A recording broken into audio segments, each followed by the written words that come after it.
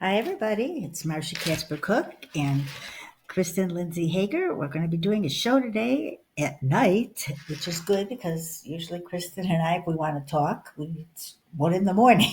At least it's earlier now. Hi, how are you, Krysten? Hi, how you doing?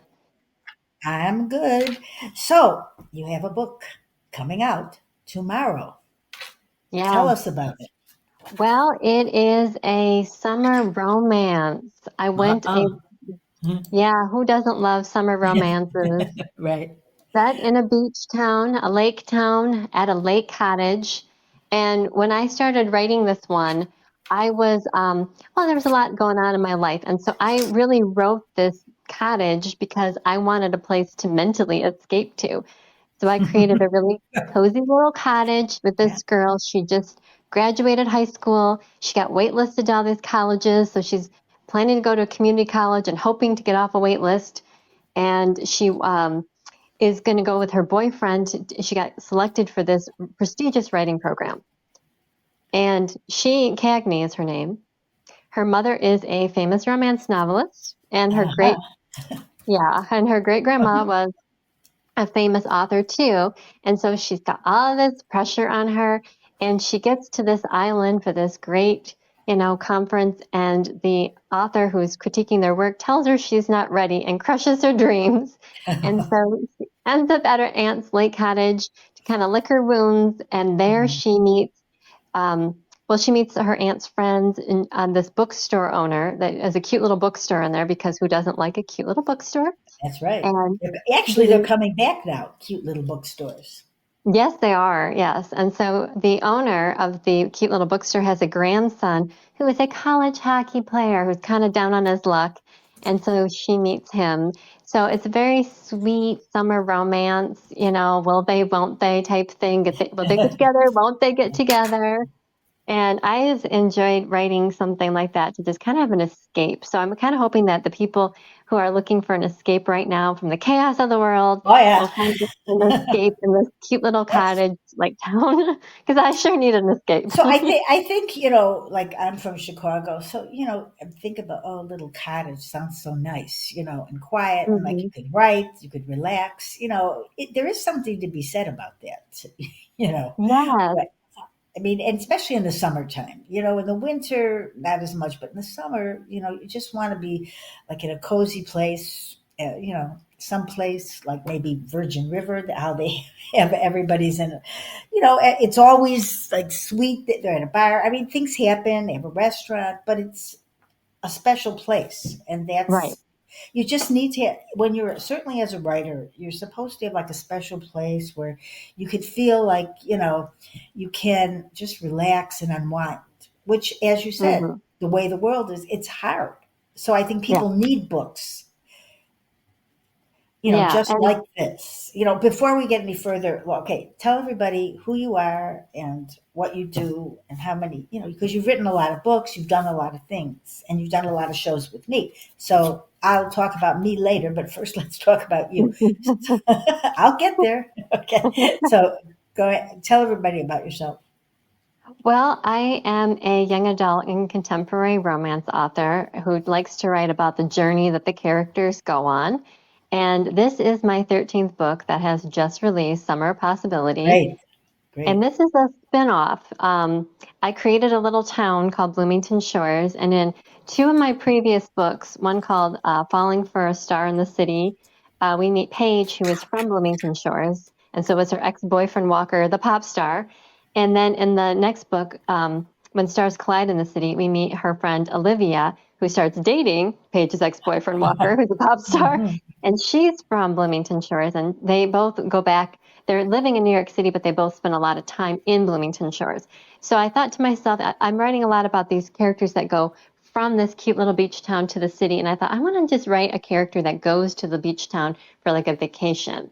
So I created Bloomington Shores, which is a mashup of all these lake towns I visited when I was, well, over the years, because I'm from Michigan. So we kind of spent our time going to like cute little lake towns. So it's kind of a mashup of all these towns like Holland, Michigan, Grand Haven, Saugatuck, um, all these different South Haven, all these different places.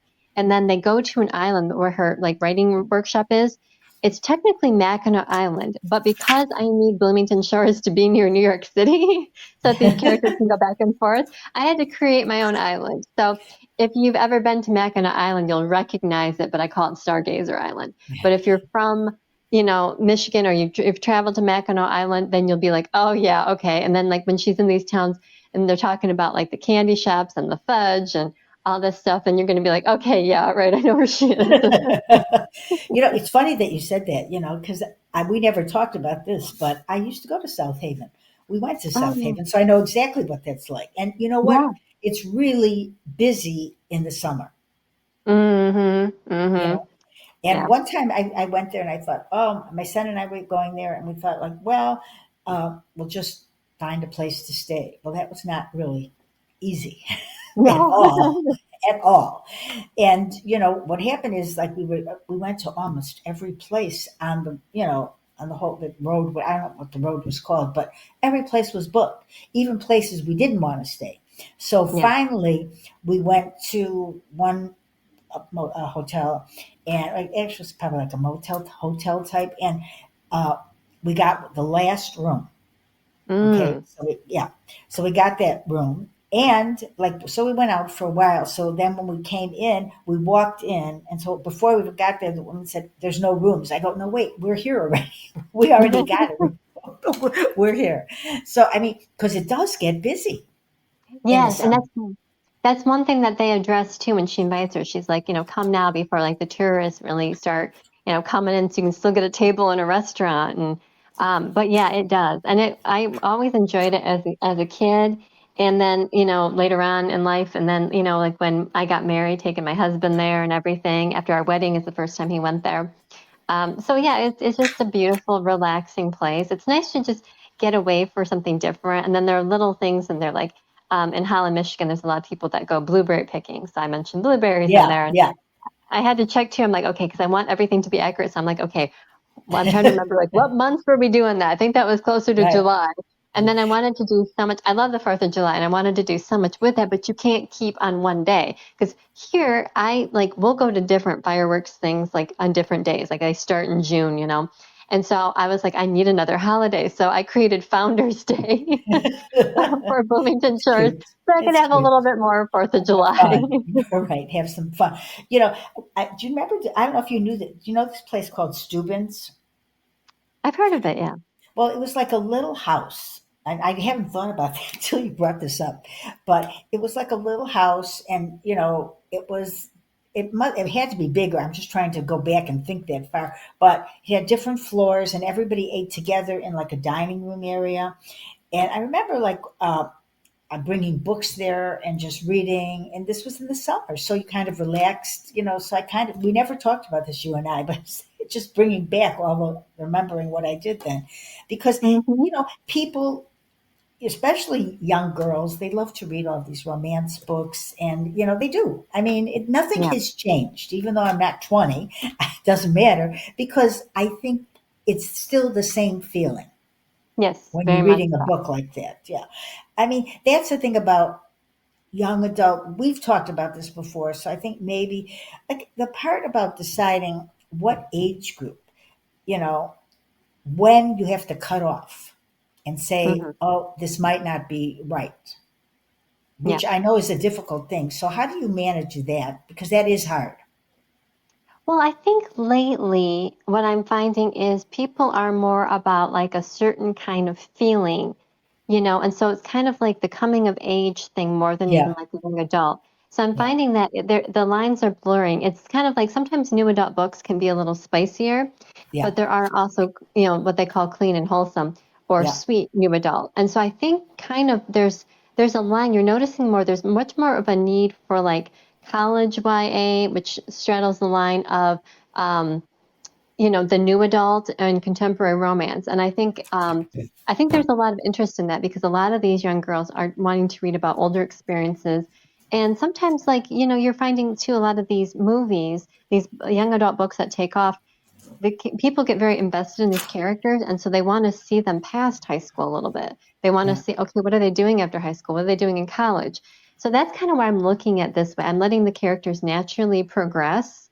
Because originally I was thinking, am I going to make Cagney, a grad student? Am I going to do this? And I thought, you know what? There are so many great YA books that have had the Yeah. character like graduating and not sure, like things get shaken up. Like they thought they were going to go to this school, this didn't work out, or they thought, they were going to get in here and something happened with their scholarship, or it didn't quite work out, or they decided they didn't want to move so far away. So I think there's a really interesting thing of like when your life changes at that age, because it's Yeah. so easy for some reason when we're like 18, 19 to think like this is the way life is going to go. And the first little hiccup, it feels like the world is ending. And of Yeah. course, we can look back and say, oh my gosh, you have the rest of your life. I But know, if you but you look back, can't feel it then. Right. You don't feel that. exactly. No, no. It's like, oh my goodness. Like this is what I thought. Like even like with dating, the people that you thought that, this was the guy, this was the person for me. And then all of a sudden something happens that doesn't work out. Right. And there's a line in a song, where it says something about so much for my happy ending. It was like, like Right. Right. this is what I thought was going to be my life, and all of a sudden it's not. And it can be really hard to recover Yeah. from that. Some Yeah. people are resilient and they can move on. And I really am not that great about that. Like I can remember stuff like relationships that I wasn't even all that invested into. It was just like much, much more casual. And it didn't end up working out for whatever reason. Like maybe the guy ended Right. up going, yeah, we were not even really dating. We're just like talking about going to, Right. and then Right. maybe he Right. got traded to another team. Maybe he went there, and I'm still like, oh my gosh, like I'm like, oh, like why did fate do this? What happened to destiny? I The know. pain there. So that's kind of like a little bit what she's dealing with too. Like, is this guy gonna, he's this hockey player? Is he's dealing with some injuries and I didn't cover college hockey. I covered professional hockey. So I've had to learn a little bit more about college hockey Yeah. because there is a difference. Right. Right. But Yeah. so yeah, so I bring in some of that to it too. But it's interesting to see some of these girls. So I think more of like the coming of age, which seems to be Yeah. like kind of going into even like a little bit of an older realm. A new adult really kind of spans a bigger age group Yeah. than it used to too. So that's kind of how I look at it. Because I think really what you're looking for is characters starting over. Something happened. They got to start over, no matter what age there is. I Right. think we can all kind of say we've been in that boat a little bit. Yeah. Yeah. And I was thinking while you're talking, like Hallmark, they're a little older, but I'm wondering, all these years later, why haven't they had any really younger Oh, that girls? would be so, yeah, that would be nice. Because I love the fact that they do different age groups now. I love the fact that it's not just everybody like in their 30s or whatever. I love that, But they and I don't wish do they would do more of that. but they don't do that age group. Yeah, they don't. They don't. They should. In fact, they They should do a should. whole channel Yeah. with Yeah. just, like another Hallmark channel because we've got the movies and the mysteries and stuff. They should do a young adult one. I think there's a need for, Right. or Pure Flix. Both of us Yeah. have Pure Flix. That Yeah. would be really great to see more of those movies on Pure Flix. Yeah, yeah, because I think right, it's important at that age group so other girls can talk, to other people and and watch it and see how romance can bloom. But they don't have that age group. But I do notice, they do that on the soap operas though now. They're young, Hmm. but they're not that young, but they're younger than Hallmark, some of them. Yeah. But as we know, things have changed so much. And there's a lot of the bad girls that you see. I'm thinking actually of some of the soaps that I watch, and I've been watching them forever. But when they have them young and they turn bad, it's kind of like you go, well, I don't know if I want to watch young girls be that bad at a young age. Are you thinking of Bold and the Beautiful? Yes, I am. Yes, I Because I am. think I know what you're talking about. I definitely am. Because that's true, though. Because you kind of don't want it to ruin her life the way they Hmm. are, and they're young. So you're thinking like, is this what you want for the rest of your life? Because they Hmm. probably wouldn't be that way. But it Do you is think? involves a guy and a girl, and that's what happens. And that's what people like. I think it's hard to tell now because Yeah. of what goes on in the soaps, because sometimes when I'm watching TV I go like, are they really showing this, because some of it's kind of risque Hmm. for young, but I guess that's why it's opening more areas of writing, So you don't Yeah. have to stick to the same thing. However, being a young girl, still, I think young girls, like we've talked about this before, are still young girls. They may Mhm. try to want to act older, but they're still young girls. Yeah, especially with the preteen market, which is a Yeah, big, big readership of YA. yeah, They can't like, and I did that with my middle school series, which is the Landry True Color series, and a little bit with my Next Door to a Star, the Star series, not to be confused with the Stars in the City series, which I right. didn't realize would be confusing until years later. But like some days they are, out talking about dating and this, and the next minute they're like, "Oh, I found my old dollhouse," or "Oh, I had this doll. It was like an American Girl doll." Like, hey, bring them out because Yeah, we did that. I remember going to a friend's, her name is Krysten as well. We would go to the mall. Parents would drop us off. They'd give us money for lunch, for pizza yeah, and stuff. right, And right. we'd be buying makeup and then we'd buying Hello Kitty notebooks and pens and Yeah, be looking like, oh, look at that boy over there. He looked at me, hee hee. And then we'd go back to her house and, we're buying music. We're talking about, like, and then we're playing Barbies because her mother would yeah, babysit and kept all her old Barbie stuff, and we're playing Barbies all in the same day. So, yeah, and we were in fifth and sixth grade doing this and stuff. So, yeah, at that age, and I think that's good because, you're not a little kid, but you're not an adult yet. And so it's okay to do stuff like that. I think we grew up too fast. yeah. I think that's true, but that's how it is. I mean, because even when you're like 15, 16, even when you're 20, you go like, you think you're old, you feel like you're more mature, Yeah, but yeah, yeah, you might not be. Because I mean, I was married when I was like 20, and then I look back and I go, like, wasn't that young to get yeah. married? Yeah. And it was. But, I'm older than you. So, I mean, it's like that's how it was. I didn't think about it. We decided to get married, but 20. And so I think, and then I remember like after our honeymoon, I came home and I'm in the apartment and I'm looking at my pots and pans. And I had everything from the showers. And I'm going like, I don't even know how to cook. So what am I going to do? I don't, I didn't even, honestly, it's embarrassing, but I didn't even boil water. I could make muffins, but that was it. Oh. But then you're like thrown into it, you Well, I know. think too, especially now, girls and guys too, they are feeling like they have to have things figured out because now you have kids in your class who might have a monetized YouTube or they Yeah, might be an influencer, and everybody feels like when they graduate, they need to walk into a career and make a certain amount of money, and that's not realistic. I've seen no, people posting online about, like being in college and they're expecting to get the book they're working on in this. There was this woman, she was on a I think it was Twitter X, whatever you want to call it. This was a while ago. And she was talking about how the professor said your first book most likely will not get published. And people were throwing a fit about that. And I'm yeah, thinking, well, no, but you really wouldn't want your first book to be published because it probably isn't very good. It's like right, a test pancake. So I could see where the guy was coming from completely.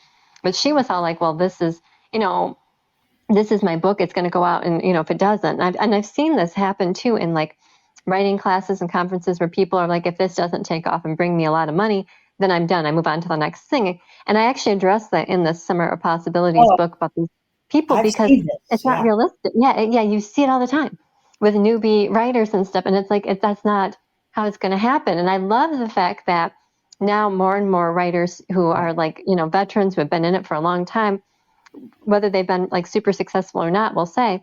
I mean, I've seen so many, which is it. Honestly, it stops the energy of the room, but they'll say, yeah, as successful as this book has been, I can't make a living at this, or as successful as this book has been, and this is very things I've heard quite a bit.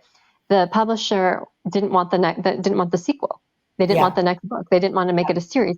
And you're looking and you're thinking, but your book was so successful. How did they not? Because So they don't it's want they might not want the subject matter. Comes to the point where, okay, maybe I better say who I am before the show's yeah. over. Okay, I'm Marsha Casper Cook, and I am a writer, screenwriter, and I've written a lot of books, different sexier books. I write now, family and relationships, romance, comedy, everything put in it. And I also was an agent, a WGA agent, and I do a podcast for like 16 years. So, I mean, I have done a lot of things. And one thing I will say, because I've seen it, that's bringing up the point of what I've been reading, is people are saying like, help me out here. I've written one book. I'm so sad. I don't think it's going anywhere. What am I supposed to do? I mean, and Hmm. it's so sad. I always feel like it's like I feel sometimes like I want to write to them, and occasionally I do, but I don't, sometimes it's, I feel like you shouldn't give negative. Look at, I know there are some writers that maybe shouldn't be writing. However, you have to give yourself time. You get better, like you just said. You can't, it doesn't, like I think sometimes people think, oh, you sit down and you write a book. Well, that's really not what happens. It takes No, time. you have to have a couple nervous breakdowns. Yeah. Right. And, like I have a habit, if like, let's say I'm taking a screenplay that I wrote, then I'm making it into a book, but I changed the whole thing. And then I thought it would take me a little while, but then I completely change it. I just start with the characters and then it's nothing like I even started. And that gets difficult. And then I'm mad at myself because it's taking me longer, but I can't help it. I have to make it right. Hmm. I changed. It's like life. You're writing characters and something happens in someone's life and their whole Right. life changes. Yes. Yeah, it's a catalyst. Yes. That's And what so, changes, right. their life. And a lot of times we deal with that too, and we maybe don't handle it as well, or we don't realize why we did what we did. And then reading a book, it's like, oh, this explains Yeah. why this happened, or oh, okay, maybe my life isn't over just because this didn't work out. Right. Because so often when the rug gets pulled out from under you, you kind of lose hope. Yeah. And you kind of think it's not going to get better than this. Like maybe it can be okay. Maybe you can find some kind of solace, but you don't necessarily think it's going to like improve. And I think we've all been through a situation where something terrible's happened, and then we Yeah. realize, oh, that really wouldn't have been good for us. Like Cagney Yeah. wanting to get into this one big, big college so badly, and in the end realizes that might not be the place for her. Maybe something smaller, maybe Yeah. something closer to, her grandpa and her aunt where she's got a support system and like where she can have the people that the great aunt of the hockey player and the grandmother, like she's closer to the bookstore, she's got a community, she's Right. gonna do this, do that, like have more of a home base type of thing. Because I Yeah. think we think we, I know when I was in high school, I mean, I thought if any one of my friends had said, get in the car, pack a suitcase, let's head to New York and make it in the big city, forget all the college, I would have gone. Yeah. Fortunately, the You Lord didn't give me friends that brave see, because I I didn't think have. right, right. I don't think I could have. Oh, I would have. I was just Oh, waiting for somebody else to well, pull I off was the car. I was always packing my bags at home when I was a kid. Yeah, even at 14, 15, I said if I didn't like what my father or mother said to me, I was like packing my bags. Where am I going? I had no money, and I'm packing my bags. So I think that's a common thing. But however, sometimes I can see, like not at that age, but in your 20s or 30s, sometimes when you're watching a movie, you see sometimes you just have to leave and just get a new start. It's just what you Yeah. have to do if it's like a lot of trauma. So, I mean, not when you're really young, but when you're over, 21, 22, sometimes you have to just, sometimes the parents have made the kids feel like they have to be on a certain path, which I always Hmm. kind of say, like, you can't, your kids, you have to kind of try to remember what you were like as a kid, because if you don't, you're never going to get through the teenage years with your kids because we all did these things. Yeah. Yeah. Well, my dad, he was uh, assistant principal, but beforehand he was a counselor before he got Yeah. into the assistant principal thing. And he really wished he had gone back into counseling because that was his favorite part of life. He wanted to actually be a college counselor, but he was, progressing in his career with this assistant principal thing. And he always said, you got to come at it at the point of view of the kid. You can't look at it Yeah. as the parent.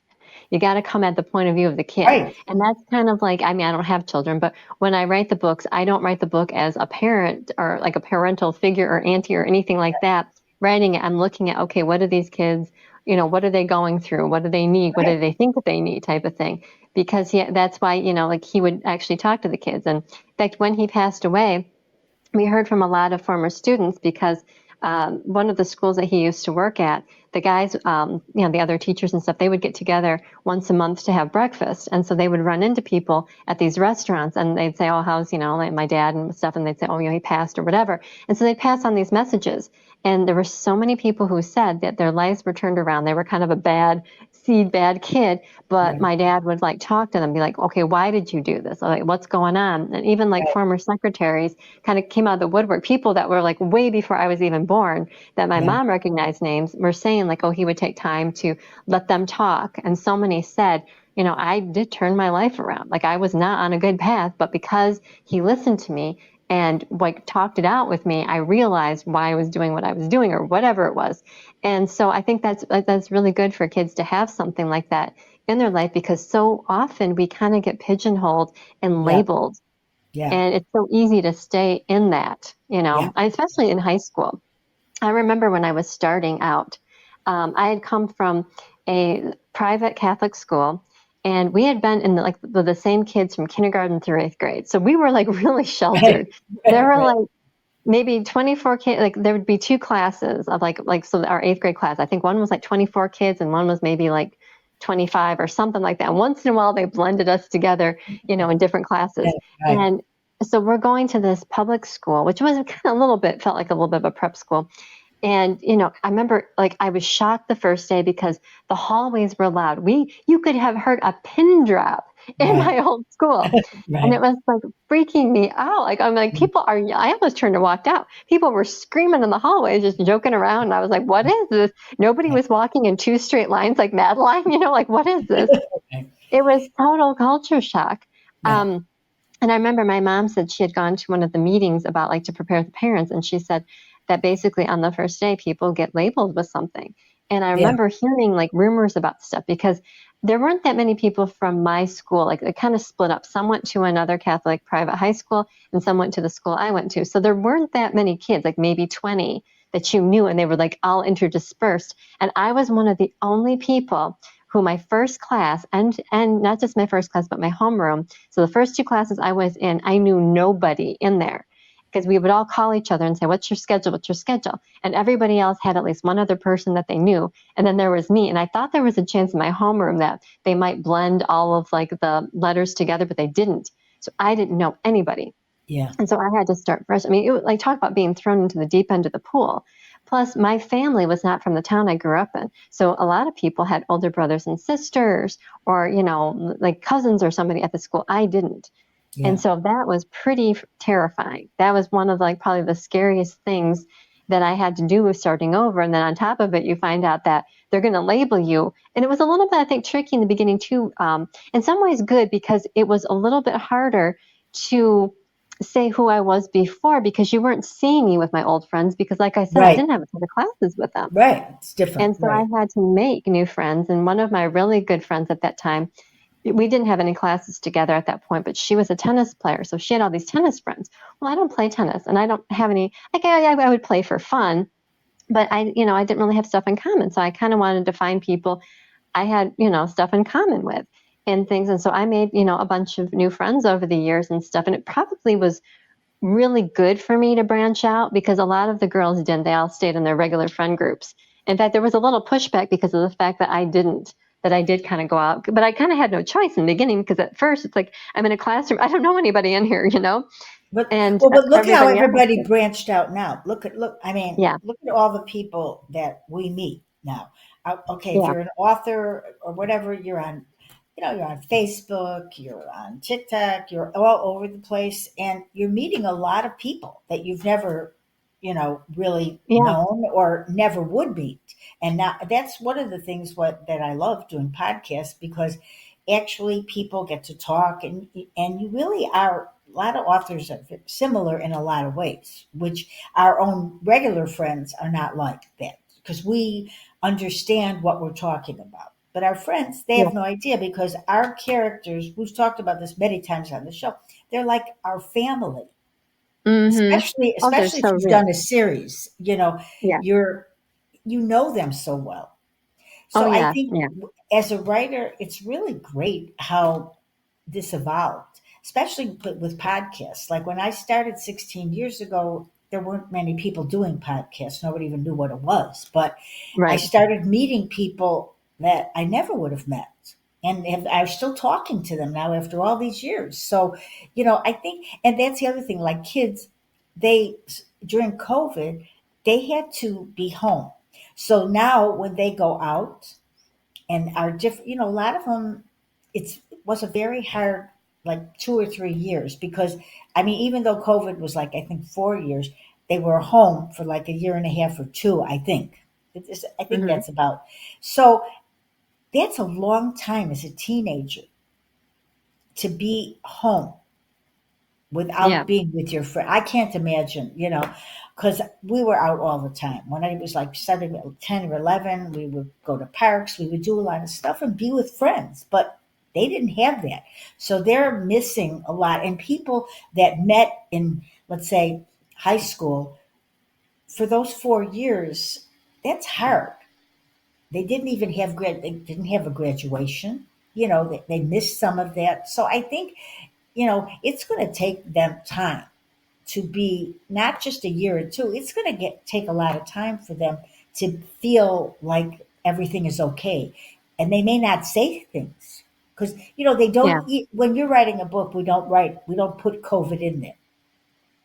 Yeah. Well, also Or things have changed too, because I remember a couple years ago, going back to my hometown, and a friend of mine, she had this niece, and they were talking about how different things were with teenagers, and it still is kind of this way. She said, "Remember how every weekend we would go out, a couple like Friday and then Saturday?" right, And I said, "Yeah." yeah, Because we would go to the malls, we would go to the movies, we would go to right, like roller skating and yeah, miniature golf and all these different places. And we would go someplace that, like, okay, let's say the mall closed, and then, okay, then you go to the bookstore, and the bookstore closes at 10. Okay, then you're going to Target. Target's closing right, at 11. Then you go right, to Myers, it's 24 hours. I mean, we yeah, would, be going to all these different places. And she says they don't do that. And my friend's mother was there, and she says, yeah, she says, it's really strange.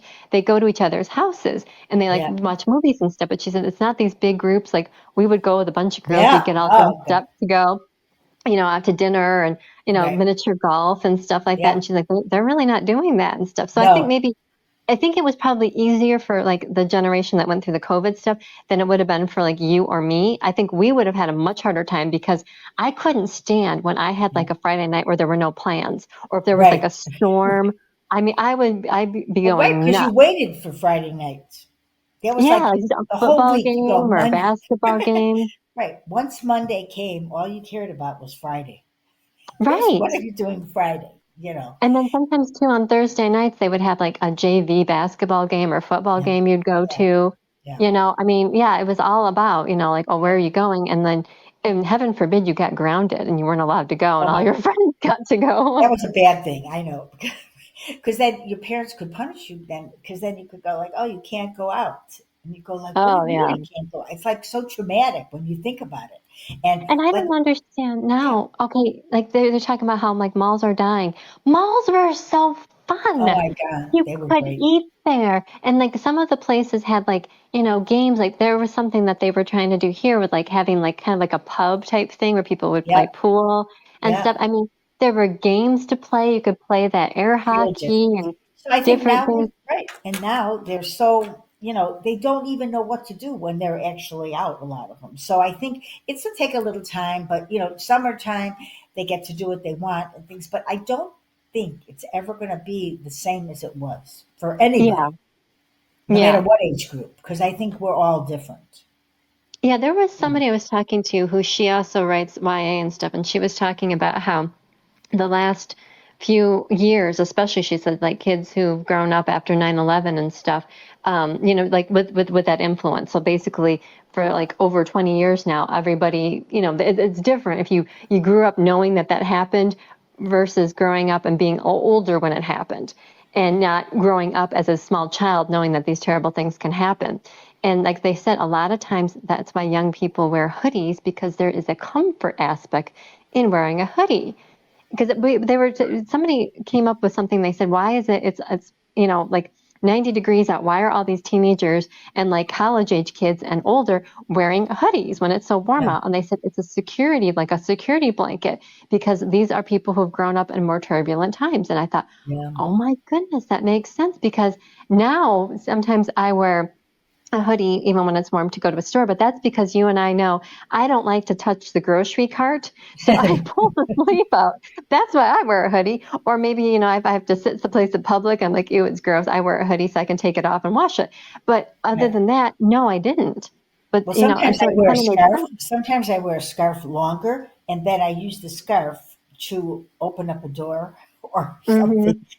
I Yeah, think, yeah, and yeah. I used to then, do then that I, too. yeah, then I'm putting sanitizer on my hand and on the cart. And I don't see a lot of other people doing it. I wish I wasn't doing it that way. I mean, I used to work for doctors and in hospitals for like a lot of years. So for me, I'm just constantly thinking the same as you are too, is that, well, what's the difference if you put a little, sanitizer on and then I touch the shopping cart? At least my hand, I don't know, it just becomes a thing that I didn't do before. That I could say. I Mm. didn't think about that, you know. And I Well, yeah. remember right after COVID how clean everything was. You'd Hmm. go somewhere, you go on an escalator or something, everything is clean. Well, it's not like that now. But the thing is, I don't want to forget what we're talking about because as I can do that, I'm sticking pretty good now for me. So romantic beach reads is what I called the show because there's something about that title.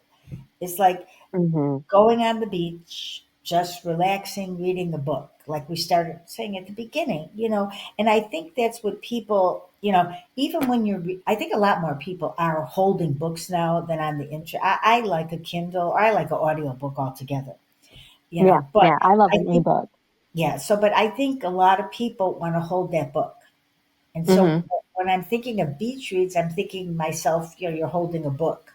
And there are a lot of people that really are doing that now, you know, rather than just reading an ebook because they're on their computers constantly and their phones. And this Yeah. gives you like a little, I'm trying not to be on my phone as much. Same Because here. Same here. but sometimes though, when I look at my phone, it says like, you've been on 8 hours. I'm thinking like, No, how does that, do you have that? And I'm thinking, no, no. You know what? I used to have a thing on my phone that would talk like if I went for a walk or if I played games or if I was on social media, it would show. And that you'd see like on Instagram, you're like, I was on how long? I was right, on Instagram right. how long? I mean, did I do anything today except be on there? Exactly. Because I don't know how they see. I'm thinking if your phone is on, that is that how it is? Because I don't think I'm not constant. I'm like I'm writing, but is that I don't know how that what's considered for them to say how many hours I'm on. 'Cause I don't think I'm on, but maybe if I'm on and off, I don't know.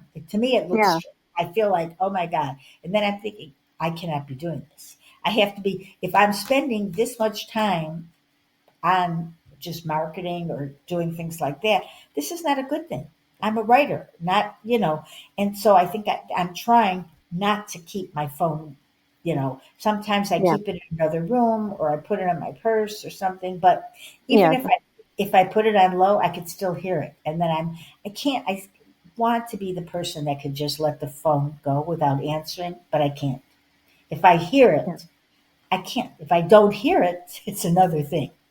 But if Well, I'm hearing, yeah, I'm trying to use mine like a landline almost, like just put it away and focus. I'm trying to do a lot more reading. Like when I was yeah, writing this book, I was reading a lot of YA summer romances. I read so many, and there was one woman who I can't think of her name right now. I wish I could, who had different places where they had like the summer romance.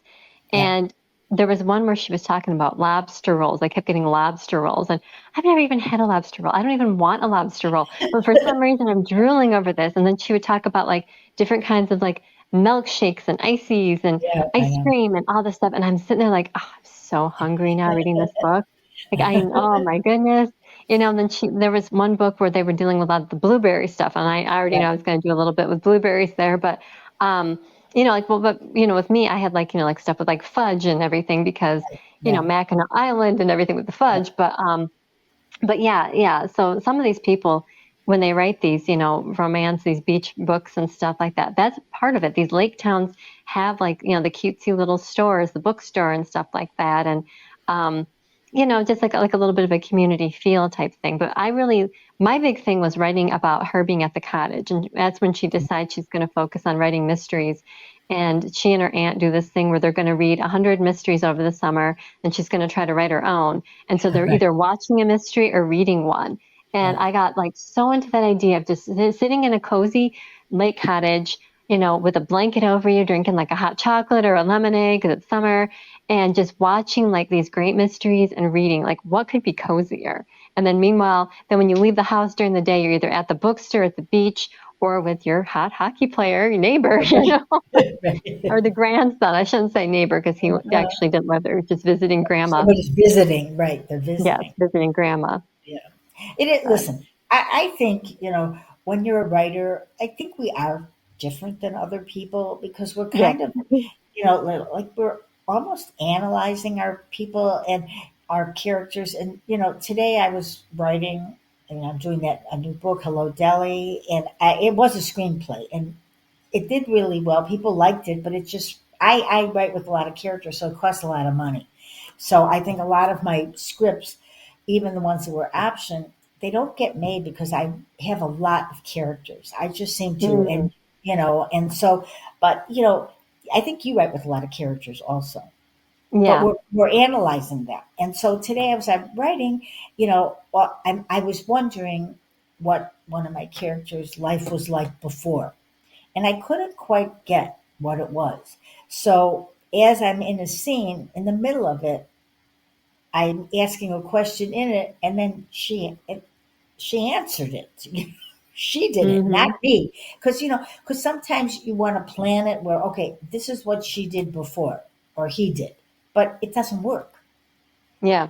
But when you're Yeah. actually sitting down and writing it, for whatever that reason is, it comes out and then your problem Hmm. is solved. But so you've already, because you know this person, but you don't know that much about them, and as you keep writing them, you know.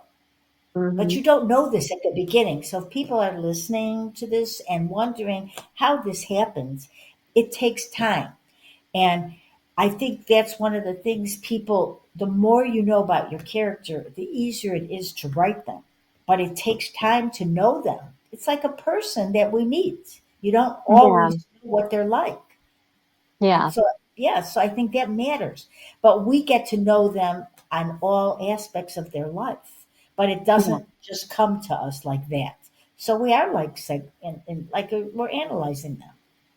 Yeah, I think that's probably why a lot of the books that I read too, for like when I do research, like I read about people going through different things to Yeah, kind of get an idea of, what they've been through. Like I got another character coming up and stuff. And so yeah, you're reading about a little bit with, like different, things like even trauma and stuff like that and right, grief and things like that, right, losing a friend or whatever.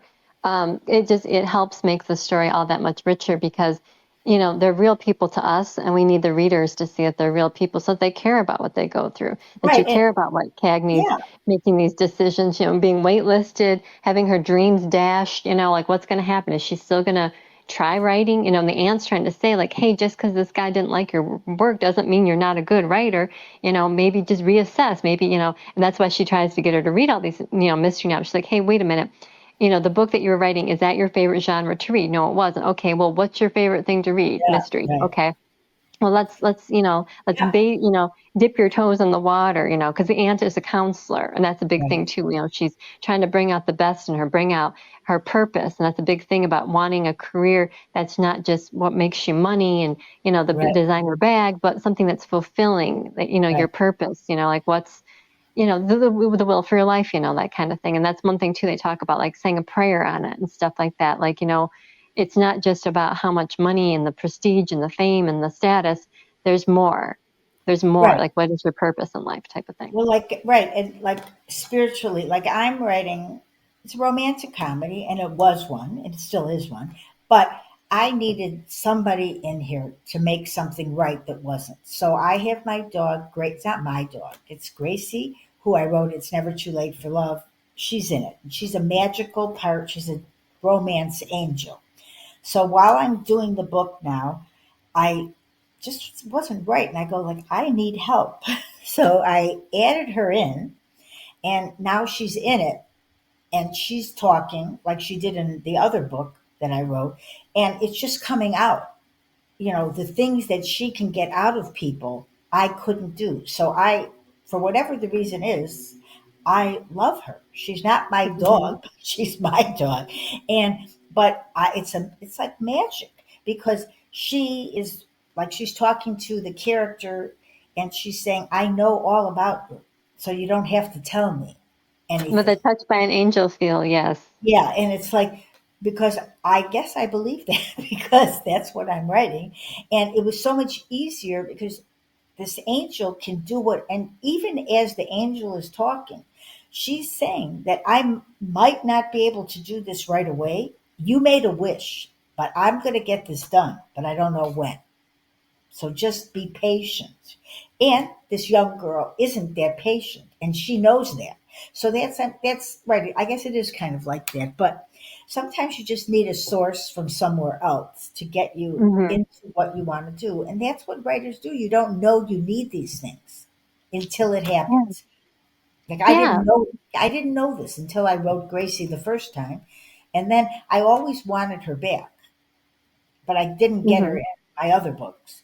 But then when I was writing this screenplay into a book, I went like, I need her. Exactly. Yeah, Yeah, for me, the lake cottage is almost a character because I was right, going through something scary that happened to a friend of mine, and it kind of like ballooned from that, and it was a scary, turbulent time a couple of years ago, and I got these magazines. I was at the grocery store, so it was quite a while ago, and I bought these Lake Cottage magazines. And I would like sit at night and I would flip through these magazines and I kept looking at different like rooms and cottages. And I thought, oh, so mentally I was like escaping into these rooms right, away from what was going on because it was scary and uncertain. And that's when the whole idea of like writing this book came to me. Plus, I was watching this like preteen type show that was set at the beach as well to try to like escape. And so they all kind of intermarried. And so it was what I needed, that lake cottage. I needed someplace to feel safety, right, to feel security.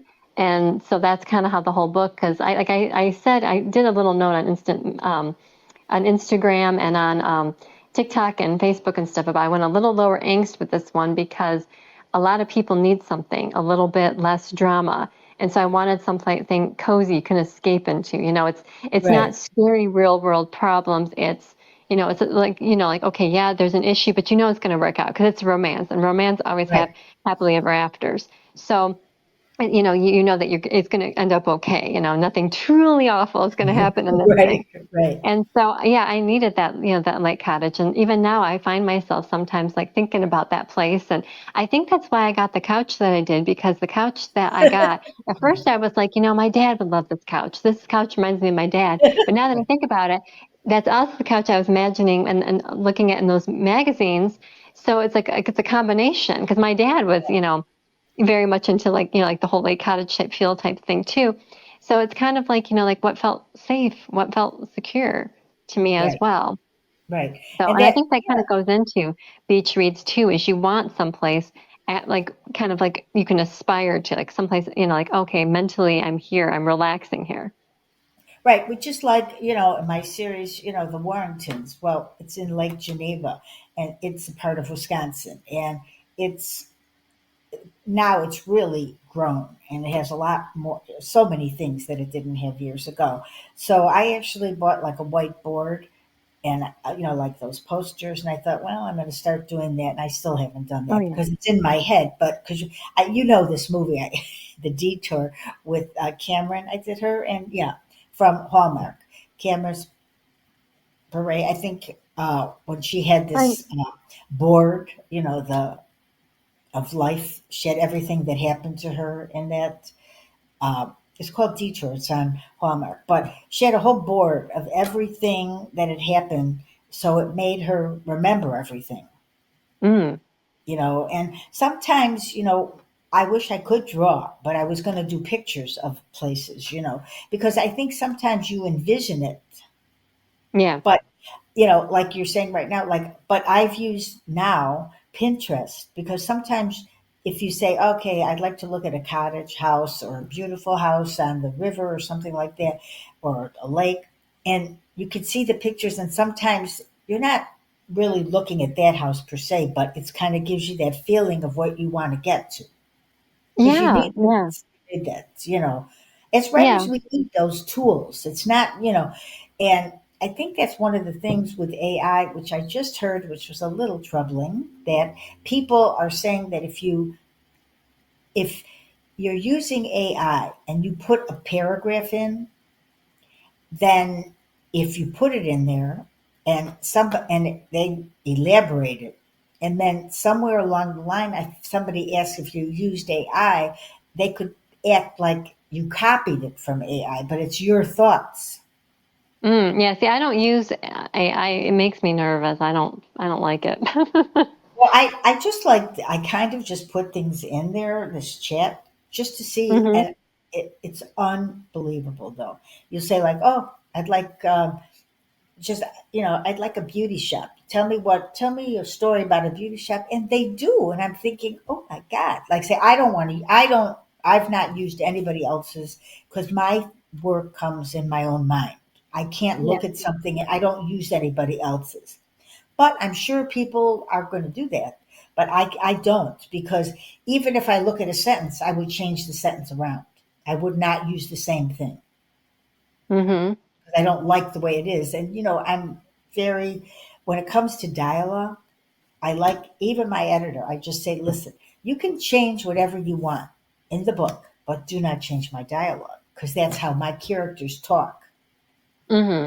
Yeah. Because, we're talking for them, but that is their voice. Hmm. So if somebody changes the dialogue, because you don't need to have perfect English when you're doing dialogue because nobody talks that way. That's true. Yeah. I remember a mentor of mine uh, made a comment like that. Like sometimes you don't want it grammatically perfect because people No, don't. you It don't. takes you out of the, yeah. And sometimes you repeat the same thing. And I think sometimes people go like, "Oh, you can't repeat a word," but you could repeat a word because we do this all the time. Oh, yeah, I got to tell you something funny about that. So I was reading this Bible passage one day and they kept repeating the same word. And I thought, oh, my editor would throw a fit. It's like the same word three times. I was like, my editor would have been like highlighting, marking. What are you thinking? Because if you look at older books, and really well-known authors in the past, they do it all the time. Yeah. And they also do he said, she said, which now you try to find 50 different ways that somebody does something rather than said, he said this.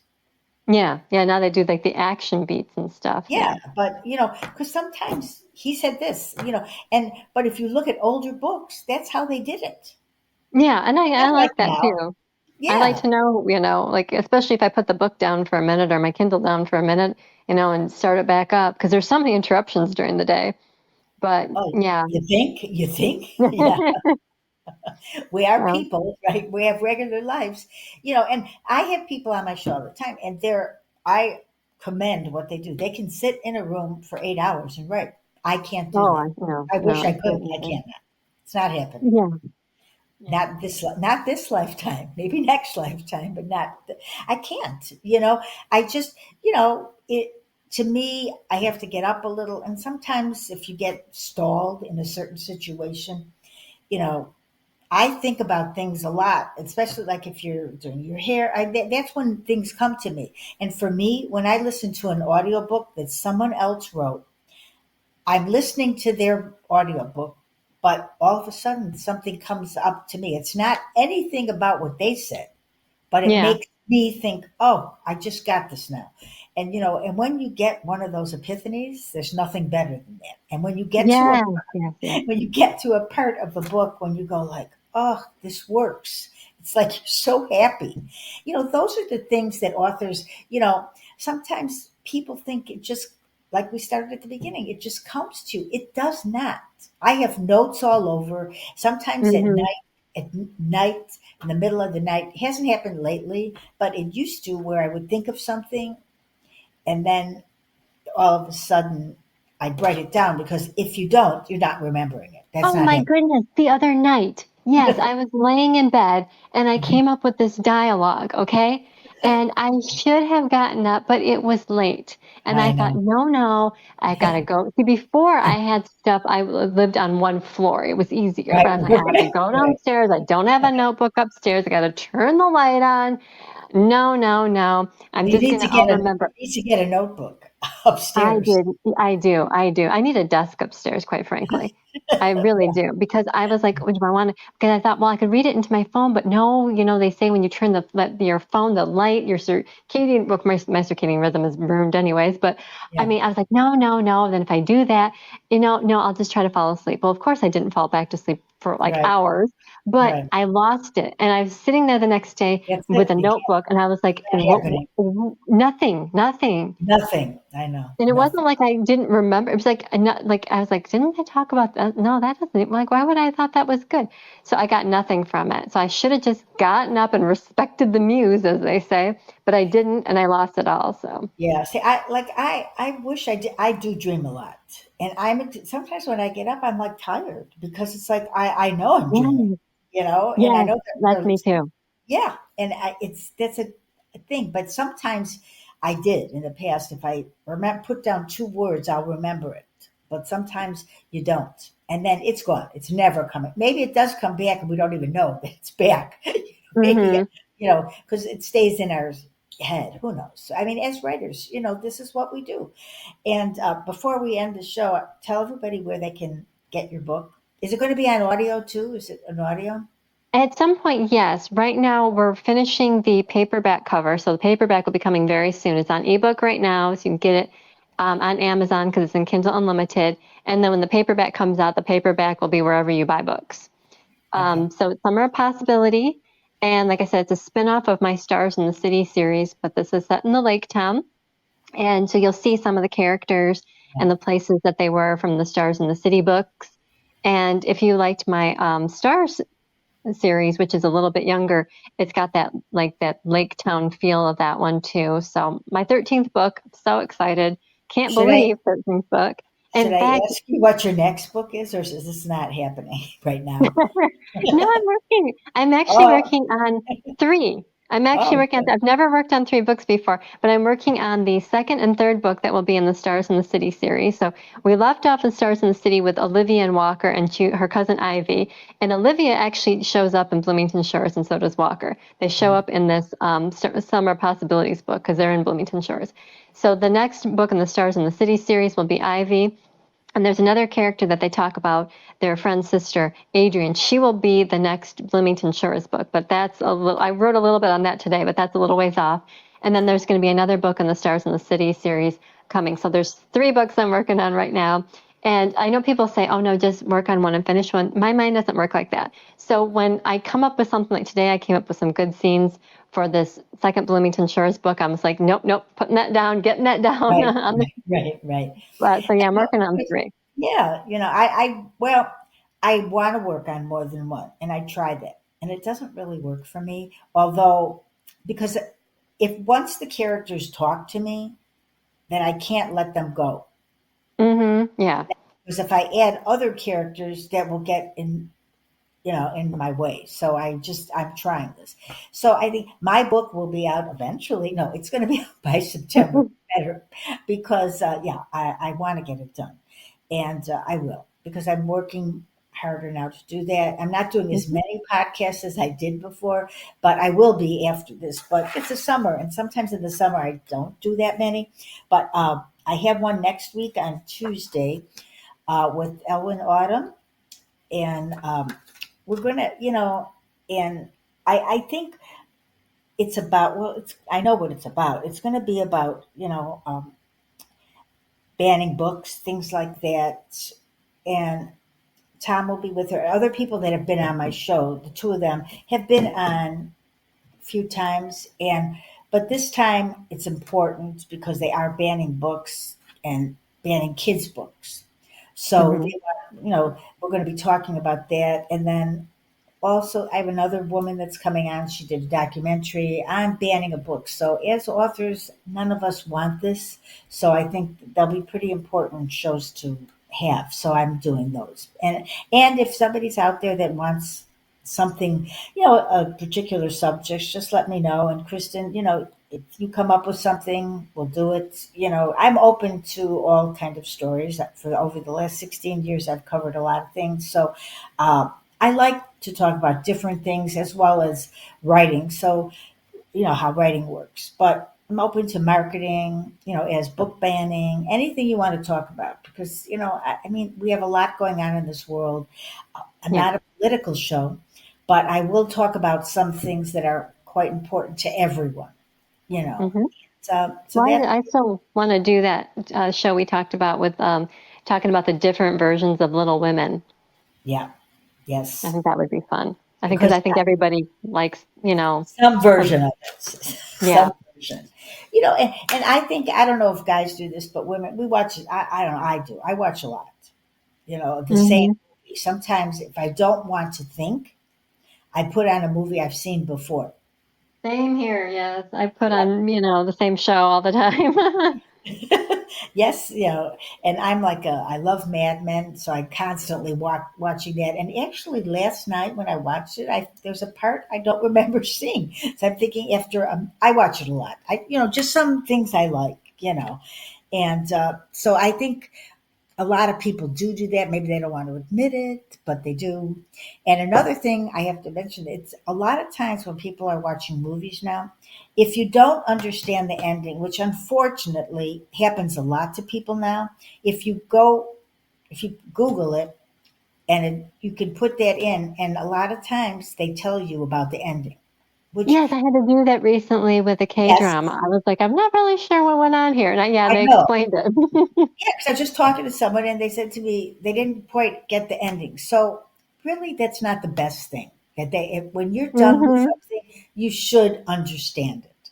But Yeah. if you don't, so that's just a little tidbit. If you feel like, oh my God, I don't understand this, just go in because you're not the only one. Because there's a lot of if they write it in there, that means there's others that do not understand. Hmm. Yeah, Reddit is good for that. Yeah. Yeah, it's just I don't know why people do that. It's not because it's a series. It's just they leave it. And sometimes I go, "What?" I like the beginning, middle, and end. Hmm. Me too. But if you don't have an end that I understand, I have to look it up. And I realize now it's a lot. It's a lot more than it used to be. So I think people think it's kind of, I don't know, they must like that idea of just leaving people like going, "What?" Yeah. And so sometimes my husband, he'll look at me and we go like, well, what happened here? And in one, I had to rewatch the whole ending, like for the last 20 minutes or 30. I just didn't get it. Hmm. Yeah, and sometimes people too, even if they didn't quite get it, just hearing their perspective on it can like open up your mind to something different too. Yep. Like when a character, Yep. maybe there's a love triangle and they end up with one person that you don't like, and you're like, why is this person going with this guy? Sometimes people will have different, like, okay, the reason that relationship couldn't work is because of whatever, and it's like, oh, okay, I guess that does kind of make sense. So Yeah. But you're not alone. So we all don't understand. 'Cause, it happens. And sometimes people don't want to say they don't understand something. yeah. But Well, I promise with this ending of my new one, you'll understand it. It's very clear. all right. All right. Good luck. Okay. And take care, everybody. And thank you so much. Bye. Thanks for Good having night. me on. Bye Good bye. night. Bye bye.